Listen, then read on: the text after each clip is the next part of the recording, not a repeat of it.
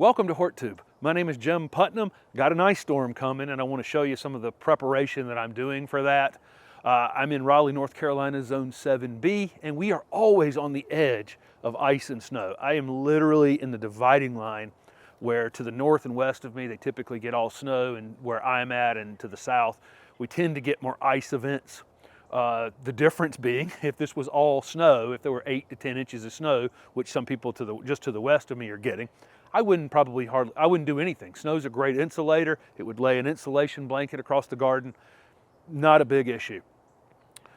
But with ice can take my plants and just lay them on the ground. So a couple of the things that I was planning on pruning a little later in the winter, I'm going to speed up. So I'm going to prune off some things almost down to the ground, and some things just in half. I'll show you a few of those things in just a second. I'm going to get my pots prepared to cover, but I'm not going to cover them before the event, and I'll explain that in just a minute. And just generally go over some things that I'm doing here to prepare. So let's get started. If this were just a pure snow event, snow might build up on this podocarpus right here and weight it down, but eventually some of it would fall off and it would snap back up, and it would do that a few times. Unlikely to damage the plant, possibly damage the plant, but unlikely. I've been talking about pruning this one for a while. If this gets ice on it, and it gets a thick layer of ice on it, especially after it already had a little bit of snow on it, it will weight it down, weight it down, weight it down, weight it down. Eventually, I will hear this thing crack sometime on Sunday or Monday when this ice event happens, if it takes place like they're talking about.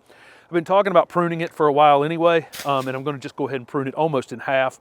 It's much fuller plant down here at the bottom, as you can see, and so getting rid of this is beneficial long-term for this plant anyway. This will seem cruel. It is absolutely not, but just like that, this is a plant that's now, not going to have any problem, going forward. I can need a pair of hand pruners out here as well.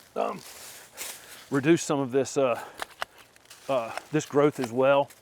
Again, this is not the optimum time to be pruning this. I'd really rather do it toward the end of winter, but when we're talking about the plant potentially being severely damaged from the ice, I'm much better off pruning it now. So let's move to the next thing.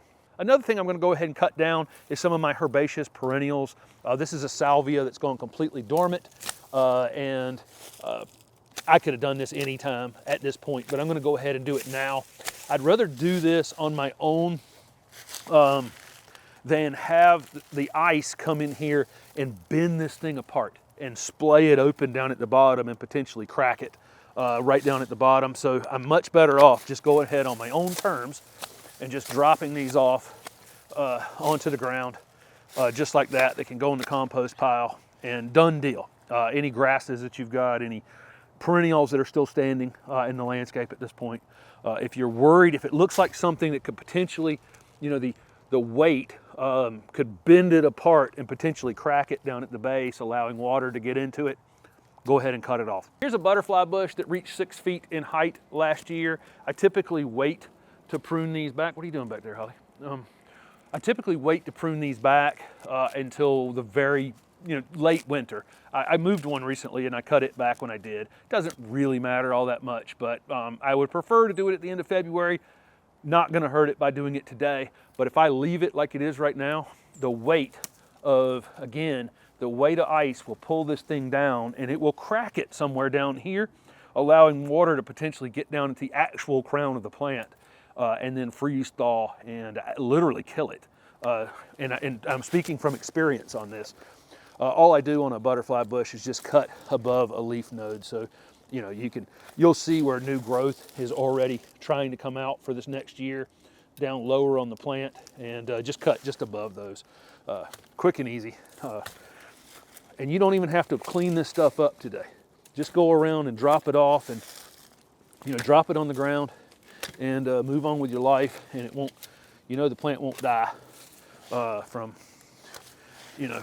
being cracked open and damaged.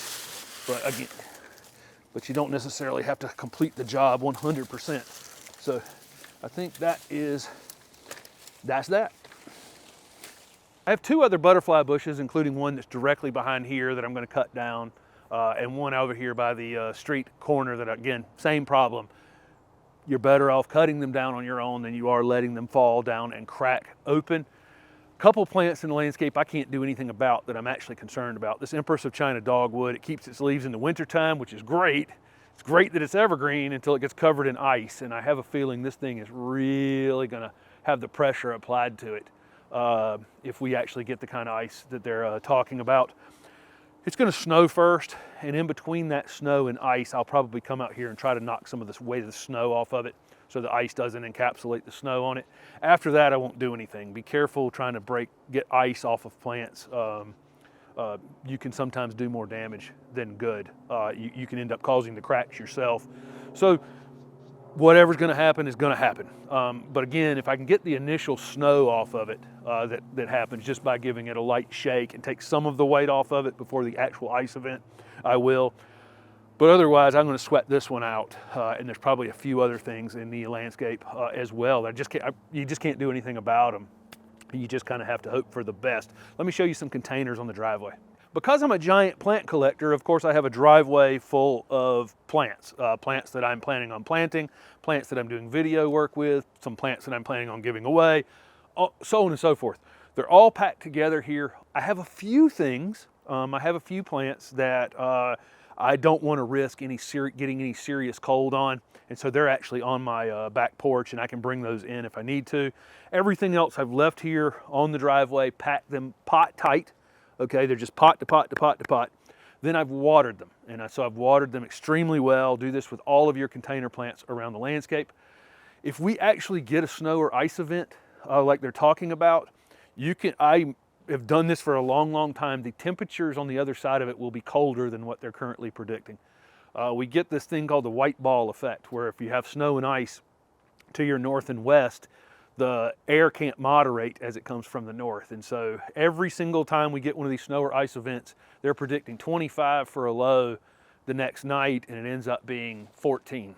So that's what I'm planning for, is that to be colder than what they're actually predicting post ice. So how do you deal with that? If you have ice or snow on the ground, it's very difficult to protect anything and get out there and, and work in it. So this stuff is already packed together, and I'm going to allow the snow and ice to actually fall directly on it, and then I'm going to cover it. I've got a tarp that I cover this stuff with. I put the tarp in the shed, okay? I don't want to cover it beforehand because the weight of snow or ice on top of the tarp could actually do some damage to these plants. I spent a lot of time in the nursery business. Unfortunately, we had to make the tough call to keep our covers on during these events because we knew it was going to be cold on the backside of them. If we took our covers off and left them laying there, they got encapsulated in snow or ice and we couldn't stretch them back over them, and our plants were vulnerable. So we had to leave them on. So we take some damage in the nursery business. As a homeowner, you don't have to do that. You can just let the snow or ice fall on them, and then the next day go out and cover them. They can be covered with sheets, tablecloths, doesn't really matter. If you use plastic, like plastic bags or something like that, make sure you get those off on sunny days because it can really heat up underneath them. But that's it. They're all packed together, watered well. I'm going to allow the event to take place, and then I'm going to put covers on. So anything I have in a container out here in this landscape that's vulnerable, I've got my palms in the backyard, they're going to get covered. This stuff on the driveway is going to get covered, but again, after the event. I'm pushing the boundaries of a lot of plants in this landscape. So all the things that are barely hardy in my area will get covered if we're going to have things in the low teens or single digits. I realize that's not cold for a lot of you watching, but for me and the plants that I have, that is quite cold.